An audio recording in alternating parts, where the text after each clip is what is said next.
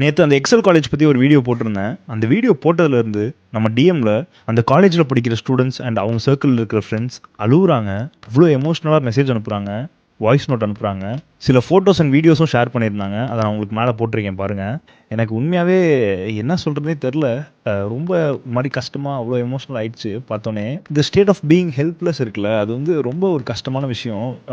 எந்த மீடியாவுமே அதை பற்றி பேச மாட்றாங்க, யாருமே ஹெல்ப் பண்ண மாட்றாங்க. அந்த விஷயத்தையே மூடி மறைக்கிறாங்க அப்படின்னு அவங்க சொல்கிறப்போ எனக்கு எப்படி ரியாக்ட் பண்ணுறதுன்னு தெரில.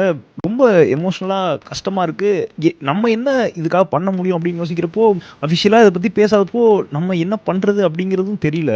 பாவம் அந்த ஸ்டூடெண்ட்ஸ்லாம் எனக்கு ரொம்ப கஷ்டமாக இருக்குது. அவங்களோட மனநிலைமை யோசிச்சு பாருங்க. ஃபர்ஸ்ட் 4 டெத்துன்னு சொன்னாங்க, அப்புறம் 9 டெத்துன்னு சொன்னாங்க, அப்புறம் 11 டெத்துன்னு சொன்னாங்க, இப்போ என்கிட்ட 13 டெத்துன்னு சொல்கிறாங்க. அவங்களோட பெற்றவங்களோட நிலைமை யோசிச்சு பாருங்க, எவ்வளோ துடிச்சு போயிருப்பாங்கன்னு.